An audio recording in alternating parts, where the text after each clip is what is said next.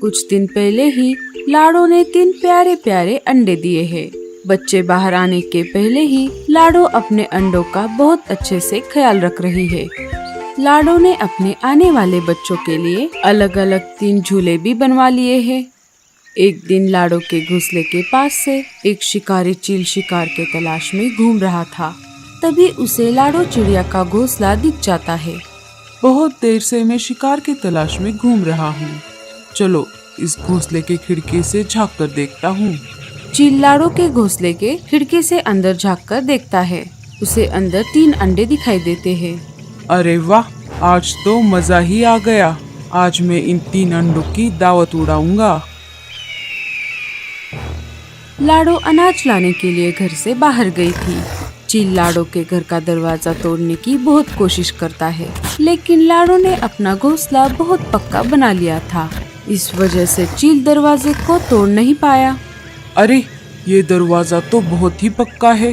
कोई बात नहीं, अभी के लिए मैं चला जाता हूँ। कभी ना कभी तो इन अंडों की माँ घर पर होगी और जब वो बाहर आएगी तब मैं उसे दबोच लूंगा। पहले मैं इन अंडों की माँ को खाऊंगा और बाद में इन अंडों की आराम से दावत उड़ाऊंगा। चील भूखे पेट वहाँ से निकल जाता है। कुछ देर बाद लाडो अनाज लेकर घर पर आ जाती है। देखती है कि दरवाजे पर किसी शिकारी पक्षी के पंजों के निशान हैं। अरे बाप रे, लगता है मैं जब बाहर अनाज लाने के लिए गई थी तब कोई शिकारी पंछी यहाँ आया था। अच्छा हुआ मैंने मेरा घोंसला पक्का बनाया है। हे ऊपर वाले, तेरा लाख लाख शुक्र है। कुछ दिन गुजर जाते हैं। अंडों से 3 प्यारे प्यारे बच्चे बाहर आ जाते हैं। बच्चों ने अभी आंखें भी नहीं खोली थी। वो बहुत ही भूखे थे। मैं बाहर जाकर थोड़ा अनाज लेकर आती हूँ। चील घोंसले के बाहर ही उसका इंतजार कर रहा था। जैसे ही लाडो बाहर आई, चील ने उसका रास्ता रोक लिया। अरे ओ चिड़िया, कहाँ जा रही हो इतनी जल्दी में? जी, मैं मेरे बच्चों के लिए अनाज लाने जा रही हूँ। अब तुम सीधा मेरे पेट में जाओगी और बाद में तुम्हारे वो 3 बच्चे। बहुत दिनों से मैं तुम्हारे घोंसले पर नजर रख रहा था। मैंने तुम्हारे घर का दरवाजा तोड़ने की कोशिश भी की थी, लेकिन तुमने तो घोंसला बहुत ही पक्का बनाया है। मैं तुम्हारा बाहर आने का इंतजार कर रहा था और आज वो दिन आ ही गया। चील भाई, मुझे और मेरे बच्चों को मत खाइए। चील सोचने लगा। उसके दिमाग में एक आइडिया आया। अगर मैंने अभी इसे और इसके बच्चों को खा लिया तो कल फिर से मुझे कोई दूसरा शिकार ढूंढने के लिए जाना पड़ेगा। मैं एक काम करता हूँ। देखो चिड़िया, मैं तुम्हें और तुम्हारे बच्चों को नहीं खाऊंगा, लेकिन इसके बदले में तुम्हें मेरे लिए रोज अलग शिकार लाना पड़ेगा। अगर एक दिन भी तुम शिकार लेकर नहीं आई तो मैं तुम्हारे बच्चों को उठाकर ले जाऊंगा। नहीं नहीं, ऐसा मत कीजिए। मैं रोज आपके लिए शिकार लेकर आऊंगी। मैं मेरे बच्चों से बहुत प्यार करती हूँ। ठीक है, अब जल्दी से जाओ और मेरे लिए खाना लाओ।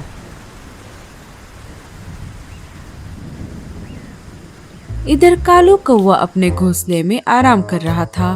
तभी उसने खिड़की से देखा लाडो जल्दी जल्दी में उड़कर कहीं पर जा रही थी। उसे लगा लाडो अनाज लाने के लिए बाहर गई है। थोड़ी देर बाद कालू ने देखा लाडो अपने मुंह में एक मरा हुआ पक्षी लेकर वापस जा रही थी। अरे ये मैं क्या देख रहा हूँ? ये लाडो मरा हुआ पक्षी लेकर कहाँ जा रही है? दूसरे दिन उसी समय कालू को लाडो फिर से जाती हुई दिखाई देती है।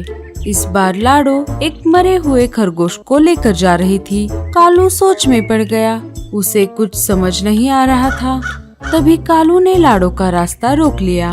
अरे लाडो, रुक जाओ। ये तुम क्या कर रही हो? मैं कल से तुम्हें देख रहा हूँ।